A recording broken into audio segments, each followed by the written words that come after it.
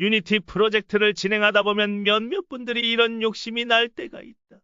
내 프로젝트에 외부 정보들을 좀 가져오고 싶은데 현실 날씨에 따라 내 프로젝트 시내 날씨가 따라 바뀌는 것도 해보고 싶어. 아니면 요즘 핫한 인공지능 그림을 내 프로젝트에 자동으로 넣는 건 어떨까? 그리고 서버와 통신해보는 것도 한번 연습해보고 싶은데 근데 막상 시작하려고 하면 어떻게 시작해야 할지 감도 안 잡히고 테스트할 만한 곳도 모르는 게 초보자 입장. 결국 타협해서 관련 기능을 빼거나 이리저리 헤매게 된다. 앞서 예시를 들었던 모든 걸 하려면 API에 대해 이해해야 하는데 이해하기 쉽게 설명 후 프로젝트를 진행해보자. 서버를 비유하자면 자판기라고 간단하게 비교할 수 있다. 서버는 방대한 데이터를 가지고 있고 그 데이터를 처리하거나 찾아내기 위해 복잡한 코드와 알고리즘으로 구성되어 있다. 그런데 클라이언트 입장에서 이 데이터를 쓰고 싶다면 원래라면 서버 내부의 복잡한 로직을 전부 파악해야 한다. 그렇게 되면 결국 클라이언트 개발자가 아니라 서버 개발자가 돼버리고 작업 능률은 떨어지고 개발도 복잡해진다. 심지어는 이직을 하거나 새로운 서버와 연결한다면 끔찍하게도 또 다시 내부를 뜯어보고 공부해야 한다. 하지만 실제 자판기와 서버는 그렇지 않다. 실제 자판기가 돈 넣고 버튼만 누르면 자판기 내부의 회로를 이해하지 못해도 콜라가 나오는 것처럼 서버도 마찬가지로 자판기에 버튼을 만들었는데 그게 바로 API이며 그것을 통해 주소와 요청 사항만 넣으면 원하는 데이터를 준다. 이를 애플리케이션 프로그래밍 인터페이스라고 정의해서 클라이언트와 서버와의 통신 규약을 정의해 놓은 것이다. 하지만 아무나 서버에 접근하면 안 되기 때문에 API 키라는 입장권 같은 걸 만들어서 허가된 사람에게만 API를 제공한다. 그러나 다행히도 세미나를 진행할 스테이블 디퓨전에서는 별도의 API 키가 필요하지 않기 때문에 우리는 이대로 세미나를 진행한다. 주의! 이 설치는 윈도우, 엔비디아 그래픽카드를 기준으로 잡고 있으므로 이에 해당하지 않는다면 따로 알아서 찾아보도록 하자. 검색창에 파이썬 3.10.6을 검색하면 나오는 사이트를 클릭한다. 사이트 들어가고 쭉 내리면 이 목록이 나오는데 추천이라고 적혀있는 실행 파일을 다운받자. 설치하고 실행하되 밑에 체크박스를 체크해주고 인스톨해준다. 그 다음 위링크에 들어가서 윈도우즈 누르고 이거 눌러서 설치 파일 받고 뭐 하려고 하지 말고 그냥 넥스트만 누르다가 인스톨 누르면 된다. 윈도우 키 눌러서 금디 입력 후 관리자로 실행한 후 CD 특수문자 입력한 다음 알려주는 대로 위에서부터 순서대로 입력하면 알아서 설치 끝. 그럼 이렇게 C드리브에 이런 폴더가 생기는데 폴더에 들어가서 쭉 내리다 보면 웹UI user.bat라고 적힌 파일이 있는데 그걸 더블 클릭하고 기다리면 짜잔! 이런 사이트가 열리면 성공한 거다. 여기까지 성공해서 신나게 그림을 생성하려고 해보면 아마 안 되거나 원하는 그림체가 아니거나 이상하게 그려질 거다. 이제 이 스테이블 디퓨전이 그림을 그리려면 학습한 AI 모델의 가중치가 있어야 한다. 즉, 인공지능에게 그림을 그리기 위한 이른바 뇌가 필요한데 그 역할을 해주는 것이 체크포인트라고 불리는 것이며 이게 없으면 인공지능은 그림을 못 그린다. 이 체크포인트에 대해 깊게 들어가면 포니 모델, 심지어는 SD 모델도 있고 거기서 파생된 XL 모델이 있고 NAI에다가 기타 등등 수많은 파생 모델들이 있기 때문에 그거를 다 다루면 이 세미나는 API에 대한 세미나가 아니라 스테이블 디퓨전에 대한 세미나가 되어버리기 때문에 그거에 대해 깊게 들어가진 않고 어떻게 해야 그림을 그려줄지만 알려줄 거다. 구글에 세베테일 검색하면 이런 사이트가 뜨는데 들어가자. 각자 알아서 회원 가입하고 들어가주면 그럼 여러 화려한 것들이 많아서 어지럽지만 정신 팔리지 말고 상단 카테고리에 있는 모델을 클릭하자. 들어가면 이것저것 여러 그림체들이 우리를 반겨줄 텐데 여기서 마음에 드는 것을 다운받아준다.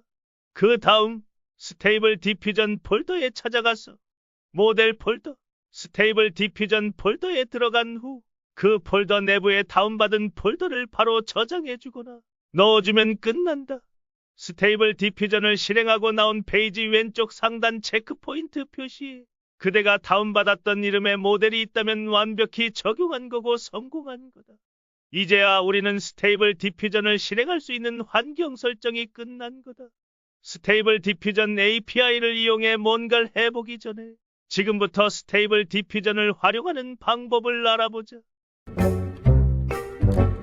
스테이블 디퓨전을 실행하면 나오는 웹페이지로 들어가자. 이 중 가장 중요한 것들만 추려보면 1. 프롬프트 2. 네거티브 프롬프트 3. 샘플링 메소드와 스케줄 타입 넷 hires fix 마지막으로 너비와 높이가 있다. 프롬프트에 대해 먼저 설명하자면 이건 내가 그리고 싶은 그림에 대한 정보다. 예를 들어서 고양이 귀와 꼬리를 가진 하얀 머리카락을 가진 한 사람을 그린 그림을 생성하고 싶다면 대충 이런 식으로 작성하면 된다.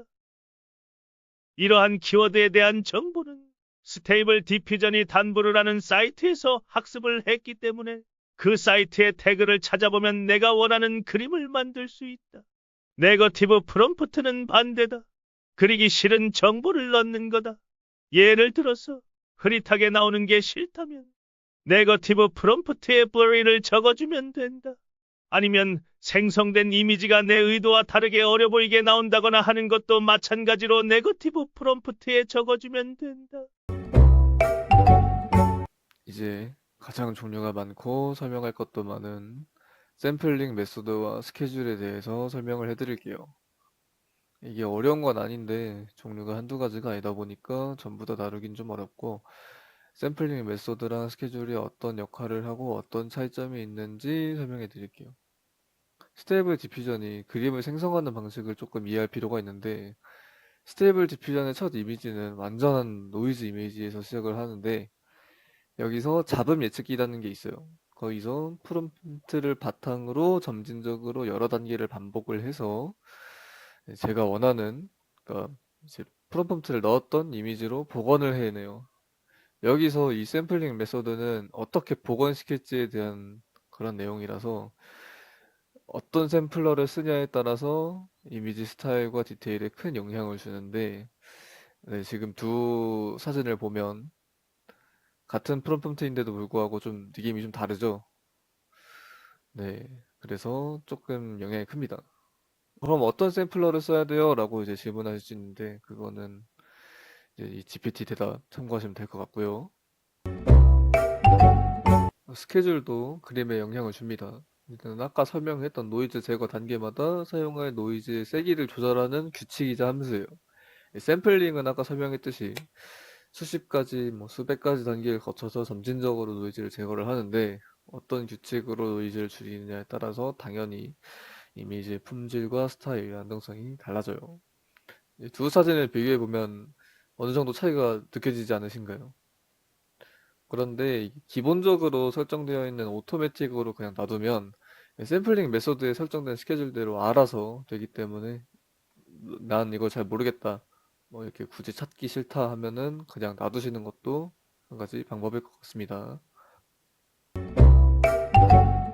higher fix는 고해상도 수정이라는 건데, 펼쳐보면 여러 가지가 있지만 이걸 전부 다루진 않을 거고, 업스케일 비율이랑 업스케일러에 대해서만 설명할 거예요. 우선 higher fix는 기존 1K 그림을 2K로 올려준다거나 512 그림을 1K로 바꿔준다거나 하는 그런 건데, 이런 식으로 해상도가 올라가면 디테일이 약간이라도 더 좋아집니다. 네, 우선 업스케일러에 대해 설명을 할게요. 해상도를 올리려면 기존 그림에서 이제 픽셀과 픽셀 사이에 새로운 픽셀을 끼워 넣게 됐는데, 여기서 이런 끼워 넣는 역할을 업스케일러가 하게 돼요. 여기서 알고리즘을 사용하는 수학적 업스케일러랑 AI 업스케일러가 있긴 한데, 최근에는 AI 업스케일러가 확실히 성능도 좋고 속도도 빨라서 이거를 좀 더 자주 쓴다고 합니다. 이거를 잘 모른다고 그림 못 그리는 건 아니니까 직접 시도해보면서, 아, 이런 업스케일러가 나한테 마음에 드는구나 정도를 좀 파악을 하시면서 직접 한번 그려보시길 바래요. 업스케일 비율은 이해하셨다시피 원본 이미지를 얼마나 키울 건지에 대한 비율이고, 1024, 1024 그림을 2배 하면 2K 그림이 나오는 것처럼 그런 비율, 그러니까 적용 비율에 대해서 나타내는 거예요. 네, 지금까지 API가 뭐고, 스테이블 디퓨전은 또 뭐고, 어떻게 쓰는 거고, 어떻게 설치하는지에 대해서 다 알아봤고요. 앞으로 이제 유니티랑 API랑 연결하는 거, 스테이블 디퓨전이랑 연결하는 거 다음 시간에 해보도록 하겠습니다.